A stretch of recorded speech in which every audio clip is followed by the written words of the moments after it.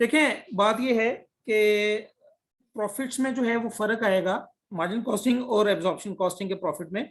तो वो फर्क, उसके तीन केसेस हैं। वो फर्क क्यों होता है वो हम बाद में देखेंगे, पहले उसके केसेस देख लेते हैं कि कौन कौन से केसेस हैं। एक आपके पास जो है वो केस ए है। केस ए, केस ए क्या होगा आपके पास? व्हेन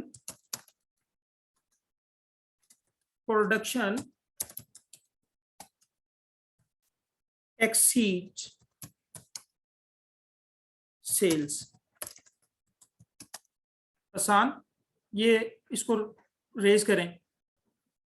मैं क्लास जो है ना यहीं पे ड्रॉप कर दूंगा, आपको मैं बता दूं। मैं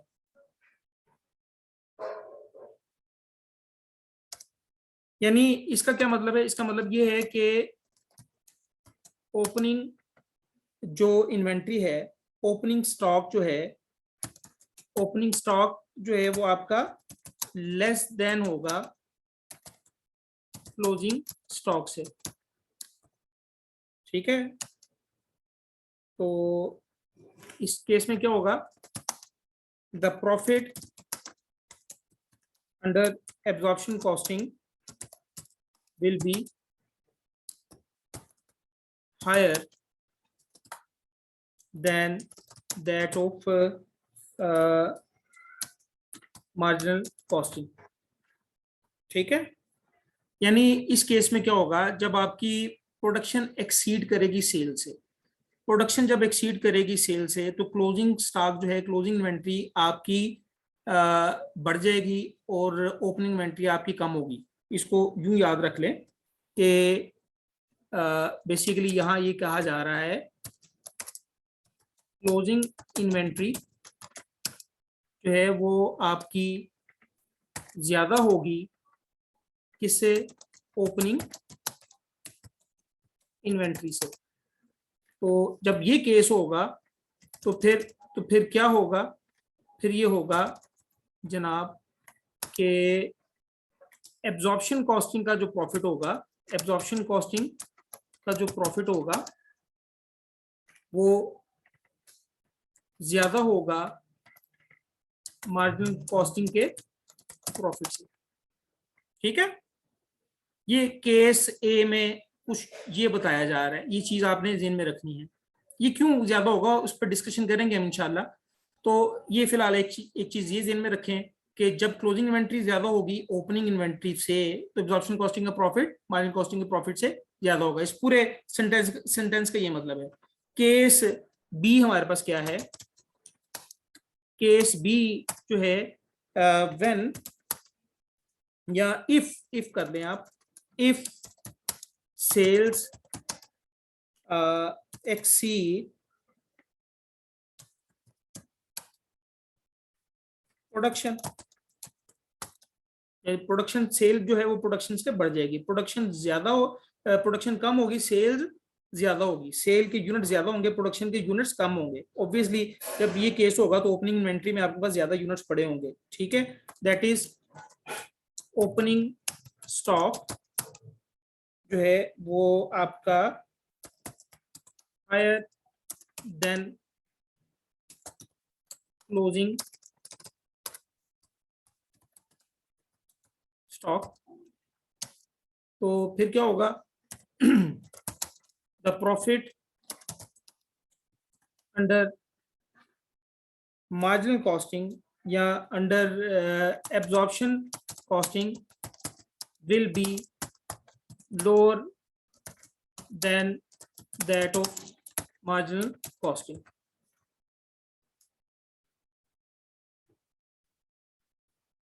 ठीक है, यानी इस केस में आपसे क्या कह रहा है वो? इस केस में ये कह रहा है कि अगर मैं इसको क्लोजिंग स्टॉक के हवाले से बात कर रहा हूं, क्लोजिंग इन्वेंट्री आपकी कम हो जाएगी ओपनिंग इन्वेंट्री से, तो फिर क्या होगा? तो फिर एब्जॉर्प्शन कॉस्टिंग का प्रॉफिट जो है वो कम हो जाएगा मार्जिनल कॉस्टिंग के प्रॉफिट से। ये केस भी है।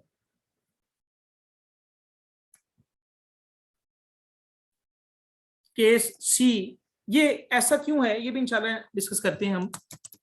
केस सी जो है वो क्या है, if production and sales are equal, जब प्रोडक्शन और सेल इक्वल होगी, इसका मतलब है कि ओपनिंग इन्वेंट्री जो है, opening stock is equal to closing stock. ठीक है, इस केस में क्या होगा, इस केस में जो है profit under absorption costing equal होगा प्रॉफिट अंडर मार्जिनल कॉस्टिंग। ठीक है, तो बेसिकली इस केस में ये बताया जा रहा है कि अगर जो है वो ओपनिंग इन्वेंट्री क्लोजिंग इन्वेंट्री के बराबर होगी, या क्लोजिंग इन्वेंट्री आपके बराबर होगी ओपनिंग इन्वेंट्री के, जब स्टॉक लेवल में कुछ चेंज नहीं आएगा, प्रॉफिट में भी कुछ चेंज नहीं आएगा। एब्जॉर्प्शन कॉस्टिंग का जो प्रॉफिट होगा इक्वल होगा मार्जिनल कॉस्टिंग के प्रॉफिट के। ये 3 केसेस हैं।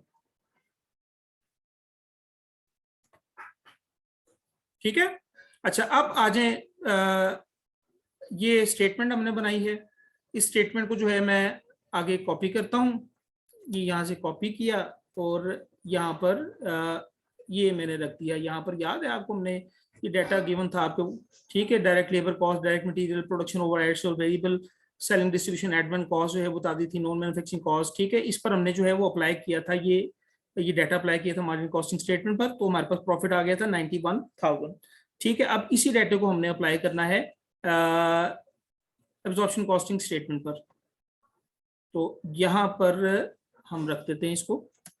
ठीक है, profit statement under absorption costing.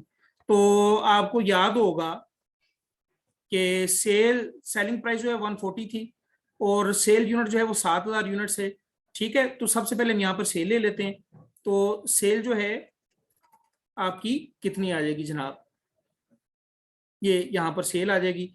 Cell unit जो है वो आपके पास है 7,000 और मल्टीप्लाई कर देंगे 140 के साथ, तो 9,80,000 जो है वो आपके पास सेल आ गई। सेल उतनी आएगी जो आपने ऊपर निकाली मार्जिन कॉस्टिंग में, उसमें भी 9,80,000 थी, इसमें भी 9,80,000 आएगी। सेल की फिगर में कोई फर्क नहीं आएगा। बेसिकली कॉस्टिंग सिस्टम जो है वो डिफरेंट हो रहा है, तो कॉस्ट में जो है वो फर्क आएगा, जिसकी वजह से प्रॉफिट में भी फर्क आ जाएगा। ठीक है, अब ओपनिंग इन्वेंट्री जो है वो यहाँ पर हमारे पास नील थी, याद है आपको।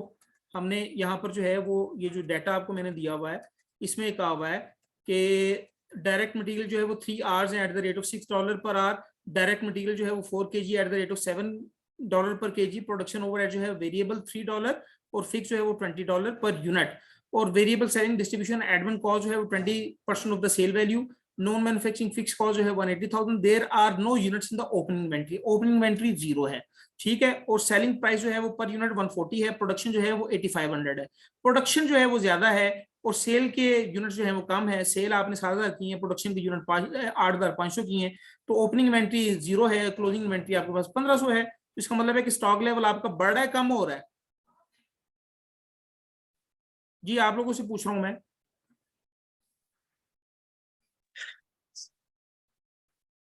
ओपनिंग इन्वेंट्री नील है और क्लोजिंग इन्वेंट्री में 1,500 यूनिट्स हैं, स्टॉक लेवल बढ़ रहा है, कम हो रहा है?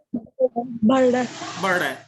तो अभी मैंने जो आपको ये बताया है, ये कौन सा केस है, स्टॉक लेवल किस में बढ़ रहा है? ये फर्स्ट केस में, जब क्लोजिंग इन्वेंट्री ज्यादा होगी ओपनिंग इन्वेंट्री के, तो एब्जॉर्प्शन कॉस्टिंग का प्रॉफिट मार्जिन कॉस्टिंग के प्रॉफिट से ज्यादा आएगा। तो ये हमारा केस ए बन रहा है बेसिकली, इस यहाँ पर ना ये केस ए हमारा बन रहा है। तो हमने जो है वो स्टॉक लेवल चूंकि आपका बढ़ रहा है, तो मार्जिन कॉस्टिंग में आपका प्रॉफिट जो है 91,000 आया था, एब्जॉर्प्शन कॉस्टिंग में प्रॉफिट जो है वो ज्यादा आएगा। ठीक है, कितना ज्यादा आएगा वो देख लेते हैं। तो यहाँ पर ओपनिंग इन्वेंट्री जो है वो, ओपनिंग इन्वेंट्री जो है वो आपके पास 0 है या नील है। ठीक है, और प्रोडक्शन के यूनिट्स आपने किए हैं 8,500 यूनिट आपने प्रोड्यूस किए हैं। यहां पर मैं यूनिट्स में लिखने लगा हूं 8,500 यूनिट्स, और पर यूनिट कॉस्ट हमें कैलकुलेट करनी पड़ेगी। पर यूनिट कॉस्ट जो है वो आपको पता है कि पर यूनिट कॉस्ट जो है वो हम कैसे कैलकुलेट करते हैं, ये अभी मैंने आपको बताया। पर unit cost under absorption costing, ये यहां से हमने कॉपी किया और यहां पर हमने इसको फेंक दिया। और ये अब डायरेक्ट मटेरियल जो है वो हमें पता है कि ये हमने यहाँ पर ली हुई है, ये देखें। इसको इसी तरह जो है वो यहाँ पर हम जो है उठा के यहाँ पर इसके सामने पेस्ट कर देते हैं।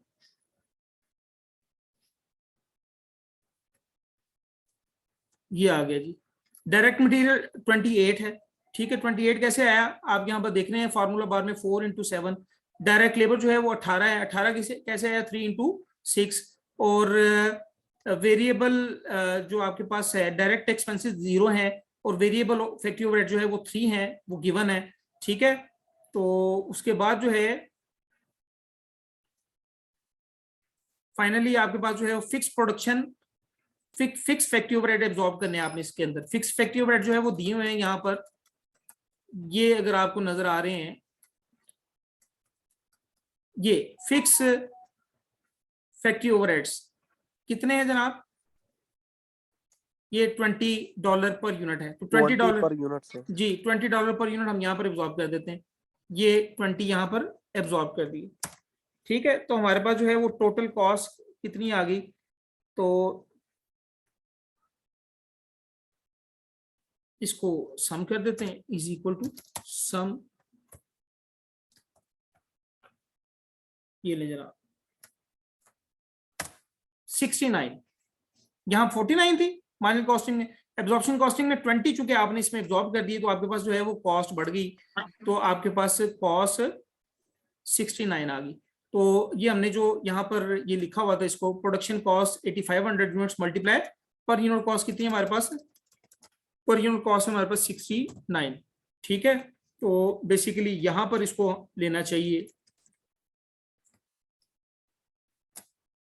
Is equal to 8500 multiply by 69, ये प्रोडक्शन कॉस्ट आ गई आपके पास, ठीक है। और इसमें से हम लेस कर देंगे क्या, क्लोजिंग इन्वेंट्री की जो कॉस्ट है। क्लोजिंग इन्वेंट्री के यूनिट्स कितने हमारे पास 1500, आपको याद है लास्ट टाइम हमने 1500 कैलकुलेट किए थे। पर यूनिट कॉस्ट जो है वो 69, ठीक है। तो इज इक्वल टू 1500 मल्टीप्लाई 69, ये इसमें से लेस करके हम यहाँ पर ले लेंगे, is equal to this minus this, ठीक है। 483,000 आ गया। अब हम जो है वो प्रॉफिट निकाल लेते हैं, ग्रोस प्रॉफिट निकाल लेते हैं, सेल में से माइनस कर देते हैं ये प्रोडक्शन कॉस्ट ऑफ सेल जो हमने ली है, हमारे पास 497 आ गया।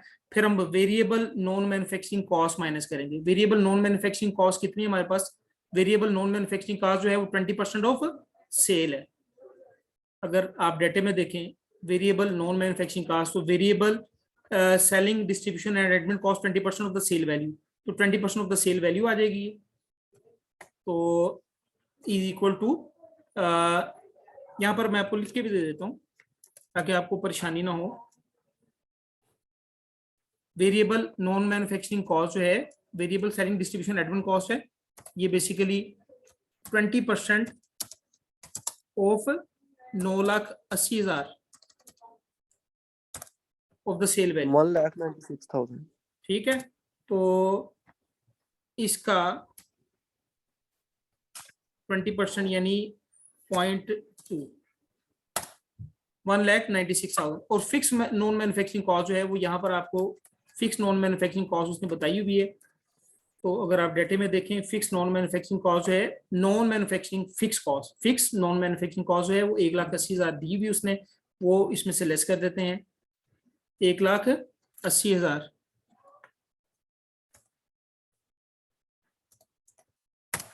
ठीक है, अब आप प्रॉफिट की फिगर पर पहुंचेंगे कैसे, जीपी में से माइनस कर देंगे ये और माइनस कर देंगे फिक्स नॉन मैन्युफैक्चरिंग कॉस्ट, आपके पास प्रॉफिट आ जाएगा 1,80,000। तो इस तरह जो है वो प्रॉफिट की फिगर आप जो है वो कैलकुलेट करेंगे। सिर्फ और सिर्फ फर्क सिर्फ इतना है लास्ट लेक्चर का और इस लेक्चर का, वो क्या कि इसमें एक पांचवा एलिमेंट, ये जो ग्रीन में बता रहा हूं मैं, ये हमने शामिल कर दिया, एक पांचवा एलिमेंट इसमें एब्जॉर्ब कर दिया, फिक्स फैक्टरी ओवरहेड जो है इसके अंदर एब्जॉर्ब कर दिए जाते हैं। मार्जिनल कॉस्टिंग में 4 एलिमेंट्स होते हैं, एब्जॉर्प्शन कॉस्टिंग में 5 एलिमेंट होते हैं, याद रखिएगा। तो ऑब्वियसली एब्जॉर्प्शन कॉस्टिंग में जो है वो पर यूनिट कॉस्ट आपकी बढ़ जाएगी जब आप पांचवा एलिमेंट जो है वो शामिल करेंगे। तो पर यूनिट कॉस्ट बढ़ने की वजह से प्रॉफिट में चेंज आएगा, और प्रॉफिट में भी कंडीशनल चेंज आएगा। वो कंडीशंस 3 मैंने आपको बता दी। अगर इन्वेंट्री लेवल बढ़ा होगा, एब्जॉर्प्शन कॉस्टिंग का प्रॉफिट मार्जिन कॉस्टिंग के प्रॉफिट से ज्यादा आएगा। जैसे कि इस केस में हमारे पास इन्वेंट्री लेवल जो है, ओपनिंग इन्वेंट्री 0 यूनिट्स हैं, क्लोजिंग इन्वेंट्री के 1500 यूनिट्स हैं, तो हमने जो है वो प्रॉफिट निकाला अंडर मार्जिन कॉस्टिंग, जो है वो लास्ट लेक्चर में हमने निकाला था, वो 91,000 था। ठीक है, अब चूंकि स्टॉक लेवल बढ़ रहा है तो आपके पास जो है वो इसका प्रॉफिट ज्यादा आ जाएगा, प्रॉफिट ज्यादा जो है वो 121,000 प्रॉफिट इसका आया। ठीक है, कितने हजार ज्यादा है, ये 1,21,000 और 91,000, ये ऊपर जो है इन दोनों का जो फर्क है बेसिकली 30,000 का फर्क है। जो ज्यादा आपके पास प्रॉफिट आया, वो ज्यादा प्रॉफिट आने की वजह क्या है वो भी इंशाल्लाह हम डिस्कस कर लेते हैं। तो यहां तक अगर किसी को प्रॉब्लम है तो आप पूछ सकते हैं, अगर कोई मसला कोई बात समझ में ना आ रही हो।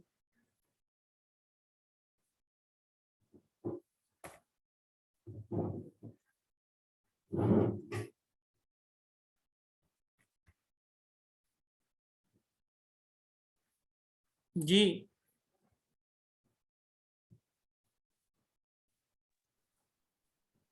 सर ये दोबारा थोड़ा सा एक्सप्लेन कर दें, थोड़ी समझ आई है। दोबारा समझ लें बेटा। देखें कहाँ फॉर्मेट में कोई प्रॉब्लम है, फॉर्मेट जो है वो आपके सामने दोबारा मैं कर देता हूँ। ये फॉर्मेट जो है वो profit statement under absorption costing sale में से जो है वो आपने जो चीजें लेस करनी है वो सबसे पहले production cost of sale less करनी है। प्रोडक्शन कॉस्ट ऑफ सेल जो है opening inventory plus production cost less closing inventory. अब ये ओपनिंग इन्वेंट्री की कॉस्ट कैसे आएगी, ओपनिंग इन्वेंट्री के units multiply per unit cost. Per unit cost कैसे कैलकुलेट करेंगे, ये 5 एलिमेंट है पर यूनिट कॉस्ट के लिए, यानी direct material, direct labour, direct expenses, variable factory overheads और फिक्स फैक्टरी ओवरहेड आपने अब्सॉर्ब कर देने। यानी ये 5 एलिमेंट शामिल करके आपने अब्सॉर्प्शन कॉस्टिंग में जो है वो पर यूनिट कॉस्ट कैलकुलेट कर लेनी है, और units multiply per unit cost करके आपने ओपनिंग इन्वेंट्री की वैल्यू निकाल लेनी है, और जितने यूनिट्स आपने प्रोड्यूस किए हैं उसको पर यूनिट कॉस्ट से मल्टीप्लाई करके प्रोडक्शन कॉस्ट की वैल्यू निकल आएगी, और फिर जो है वो क्लोजिंग इन्वेंट्री की वैल्यू इसी तरह निकाल के आपने production cost of sale, sale में से जो है वो माइनस कर देनी है, आपके पास ग्रोस प्रॉफिट आ जाएगा।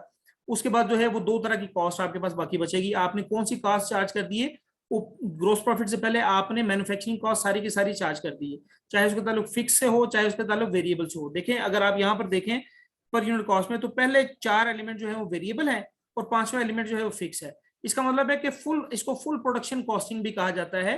एब्जॉर्प्शन कॉस्टिंग को याद रखिएगा, absorption costing is also known as full production costing. इसमें आपने फुल प्रोडक्शन कॉस्ट ले ली, यानी फिक्स फैक्टरी ओवरहेड जो है वो भी नहीं छोड़े, वो भी आपने एब्जॉर्ब कर दिए कॉस्ट यूनिट में, कॉस्ट यूनिट की कॉस्ट में आपने शामिल कर दिए। और उसके बाद जो है वो जो नॉन मैन्युफैक्चरिंग कॉस्ट है, चाहे वो वेरिएबल है चाहे वो फिक्स है, वो बाद में लेस करके आप प्रॉफिट तक आ गए। ठीक है, अब ये जो डाटा गिवन है इस डाटा के मुताबिक हमने जो है यहाँ पर फीड कर दिया। हमारे पास सेल जो है वो हमें पता है कि सेल इसने बताया है कितने यूनिट्स की सेल है, हमारे पास 7,000 यूनिट्स हैं। ठीक है, 7,000 यूनिट्स मल्टीप्लाई $140, ठीक है सेलिंग प्राइस, तो ये हमारे पास 9,80,000 आ गया। 7,000 इंटू 140, अगर फार्मूला बार में आप देखें तो यहाँ पर दिया भी हुआ है 7,000 इंटू 140। अच्छा, उसके बाद जो है वो इसमें से लेस कर देंगे production cost of sale. Production cost of sale में ओपनिंग इन्वेंटरी चूंकि यहाँ पर 0 है तो हमने 0 लिख दिया, और प्रोडक्शन कॉस्ट जो है वो आपके पास जो है वो 8,500 यूनिट्स हैं, और प्रोडक्शन कॉस्ट 69 कैसे निकाली, ये 5 एलिमेंट जमा करके। Direct material, direct labour, direct expense 0 है यहाँ पर, वेरिएबल ओवरहेड्स, और जी आवाज आ रही है मेरी? यस जी सर, सर। आता है जी सर। ठीक हो गया। तो ये 5 एलिमेंट शामिल करके मैंने प्रोडक्शन कॉस्ट निकाल ली, प्रोडक्ट कॉस्ट निकाल ली अंडर एब्जॉर्प्शन कॉस्टिंग। तो 8,500 यूनिट्स इंटू 69, ठीक है, ये मेरे पास कॉस्ट आ गई, और 1,500 यूनिट्स मल्टीप्लाई 69, ये मेरे पास कॉस्ट आ गई। तो इस तरह जो है वो ग्रॉस प्रॉफिट निकल आया, और फिर मैंने नॉन मैन्युफैक्चरिंग कॉस्ट लेस की तो प्रॉफिट की फिगर तक मैं आ गया। अच्छा, अब जो है वो प्रॉफिट में जो फर्क है वो क्यों है, वो जरा देखें। अगर आप गौर करें कि यहां पर जो है वो आपने फिक्स मैन्युफैक्चरिंग कॉस्ट जो है वो कितनी शामिल की थी एब्जॉर्प्शन कॉस्टिंग में, फिक्स मैन्युफैक्चरिंग कॉस्ट कितनी शामिल की थी, सॉरी मार्जिनल कॉस्टिंग में? 1,70,000। 1,70,000 जो है मार्जिनल कॉस्टिंग में आपने फिक्स मैन्युफैक्चरिंग कॉस्ट शामिल कर दी थी। यहाँ इस फिगर को मैं यहाँ पर, यहाँ से उठा के मैं यहाँ पर लिखने लगा हूं। देखें, अब जरा गौर कीजिएगा, यानी आपने fixed manufacturing cost charged under marginal costing 1,70,000 ये आपने चार्ज की, ठीक है। अच्छा, अब यहां पर देखें जरा, एब्जॉर्प्शन कॉस्टिंग में पॉइंट जो है वो आपने जेन में रखना है लाजमी। ये 69 जो है वो बेसिकली आपने कितना चार्ज किया, 483,000। इस 483,000 का ब्रेकअप क्या है जरा देखें, जरा प्लीज मैं आपको दिखाता हूं यहां पर।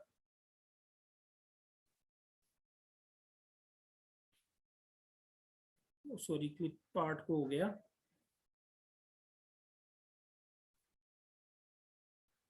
जी जरा मेरे साथ ही रहिएगा प्लीज।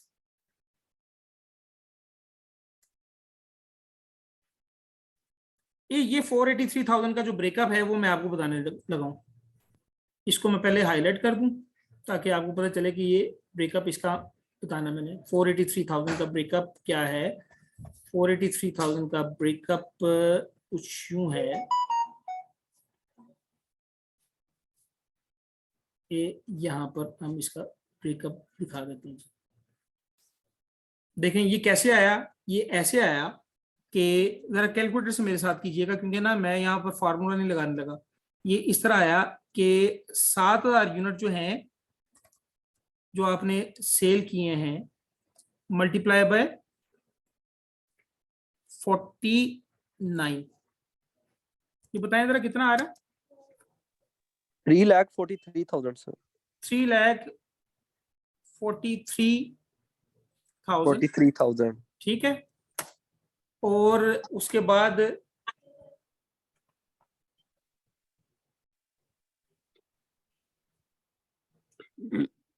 यही जो है वो 7,000 है, मल्टीप्लाई कर दिया मैंने 20 के साथ। बताएं कितनी कॉस्ट आ रही? 1,40,000 सर। 1,40,000। अच्छा तैयब जरा इन दोनों को जमा करके बताओ, 343 और 140,000 कितना आ जाएगा?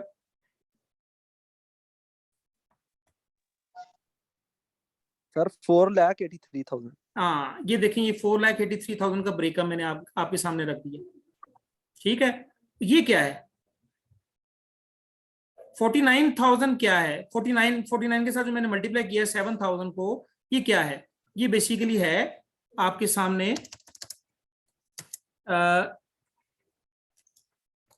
यूनिट सोल्ड इनटू 49 क्या है? वेरिएबल कॉस्ट, ठीक है। और वेरिएबल मैन्युफैक्चरिंग कॉस्ट कर लें आप, वो ज्यादा बेहतर रहेगा। Unit sold into variable manufacturing cost, ठीक है। और यहां पर जो है वो 7,000 क्या है? यूनिट सोल्ड इनटू 20 क्या है जिससे मैं मल्टीप्लाई कर रहा हूं? सर वो पर यूनिट को जी fix manufacturing cost, yes sir. ठीक है। अच्छा अब आपके सामने, अब आपके सामने ही है, देखिए फिक्स मैन्युफैक्चरिंग कॉस्ट आपने चार्ज की मार्जिनल कॉस्टिंग में कितनी? 1,70,000। और एब्जॉर्प्शन कॉस्टिंग में मैंने इसका ब्रेकअप बताया, वो कितनी चार्ज की आपने? फिक्स मैन्युफैक्चरिंग कॉस्ट ये जरा देखें कितनी चार्ज की आपने? 1,40,000। 1,40,000, ठीक है। तो fixed manufacturing cost charge under absorption costing marginal कितनी चार्ज की? 1,40,000। 40,000 कम चार्ज की, ज्यादा चार्ज की एब्जॉर्प्शन कॉस्टिंग में? सर, कम चार्ज की ना, कितनी तो कम इसलिए- चार्ज सर की? कम चार्ज किया है। कितनी कम सर चार्ज की? 30,000 30,000 कम का charge 30,000 कॉस्ट आपने कम चार्ज की और 30,000 से प्रॉफिट आपका ज्यादा आ गया। देखिए यहाँ पर 91,000 है और यहाँ पर Yes, sir. 1,21,000 है। समझ में आ रही बात आपको? जी, तो 30,000 से आपका जी, सर। प्रॉफिट ज्यादा आ गया। तो अब वापस आ जाए इस शीट की तरफ। ये जो केसेस मैंने आपको बताए हैं, ये इसमें बेसिकली एक्सप्लेनेशन क्या है डिफरेंस ऑफ प्रॉफिट की। ठीक है, यहां पर मैं आपको ये लिख के देने लगा हूं, explanation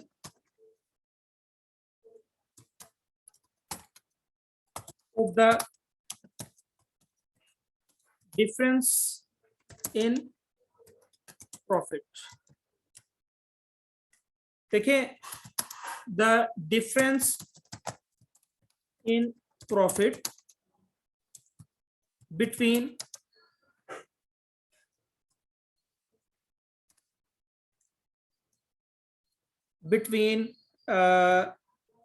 the two costing methods is due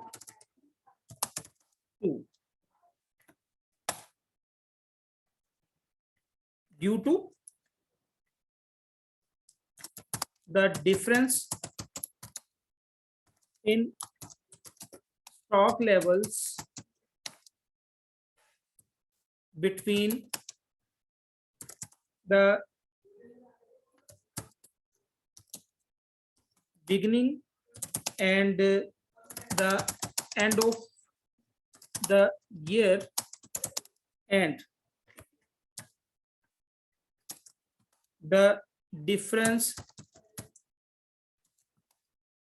in stock valuation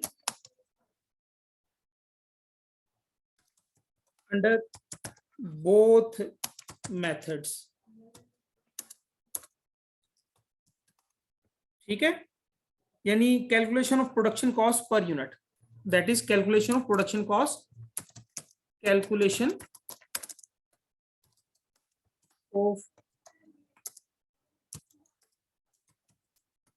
production cost per unit. Basically इन दो की वजह से, यानी स्टॉक लेवल में फर्क आ रहा होता है, डिफरेंस स्टॉक लेवल। जब स्टॉक लेवल में फर्क आएगा तो स्टॉक वैल्यूएशन में भी फर्क आएगा। ठीक है, तो स्टॉक वैल्यूएशन में फर्क आया तो प्रॉफिट में भी फर्क आएगा। ये चीज ध्यान में रखनी है। तो बेसिकली जानबूझ के इस क्वेश्चन में, ये जो क्वेश्चन मैंने आपको दिया है, इसमें जानबूझ के ओपनिंग इन्वेंट्री जो है वो हमने 0 ली हुई है, ताकि आपको क्लियरली पता चल जाए कि स्टॉक लेवल वाकई बढ़ रहा है, 0 से 1500 यूनिट हो रहा है। ठीक है, तो स्टॉक लेवल जो है वो उसके स्टॉक लेवल में जो फर्क आ रहा है उसकी वजह से, और स्टॉक वैल्यूएशन में जो फर्क आ रहा है उसकी वजह से। यहां पर देखें, आपने स्टॉक वैल्यूएशन क्लोजिंग इन्वेंट्री कितनी ली है? 1,03,500। ठीक है, और यहां पर आपने क्लोजिंग इन्वेंट्री कितनी ली है? Closing inventory 73,000। ठीक है, या ये भी देख लें, यहां पर जो है वो closing inventory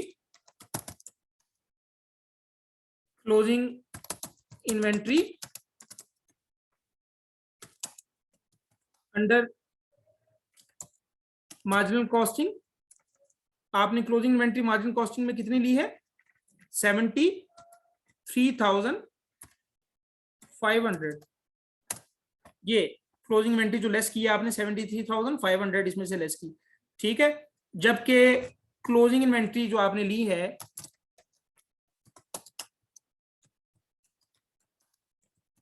under absorption costing, वो आपने कितनी ली है?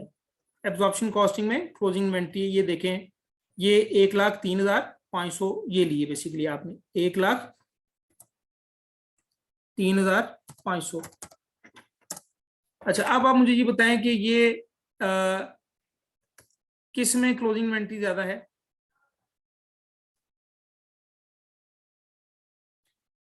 जी मेरे साथ ही रहिएगा प्लीज जरा। एक्सेल हेल्प जो है ये मैं क्लोज कर रहा हूं। अच्छा ये देखें, किसमें स्टॉक क्लोजिंग इन्वेंट्री ज्यादा है? एब्जॉर्प्शन कॉस्टिंग में क्लोजिंग इन्वेंट्री ज्यादा ली, यानी कितनी ज्यादा है? इन दोनों का फर्क देखें कितना है, 73,500 और 103,500।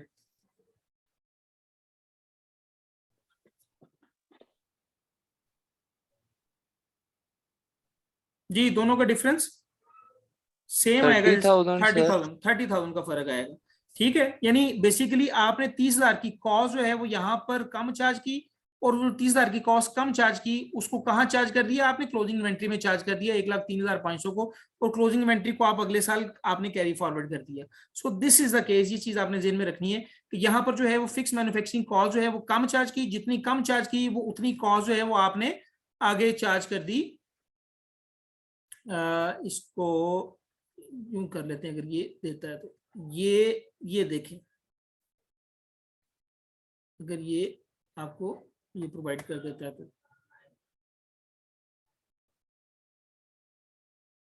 इसको क्या होगा, ये पूरी तरह जो है, खैर स्केच आउट नहीं कर रहा। तो 1,40,000 जो है इसमें से 30,000 माइनस करके आपने क्लोजिंग इन्वेंट्री 73,500 को 1,03,500 बना दिया, और इन्वेंट्री लेवल जो है वो आपने ज्यादा कर दिया प्रोडक्शन कॉस्टिंग में। और इन्वेंट्री आपको पता है कि क्लोजिंग इन्वेंट्री जितनी ज्यादा हो प्रॉफिट भी उतना ज्यादा आता है, ये हम ऑलरेडी भी डिस्कस कर चुके हैं इन्वेंट्री वैल्यूएशन के टॉपिक में। तो यहाँ तक अगर किसी को प्रॉब्लम है तो आप लोग जो है वो पूछ सकते हैं बात।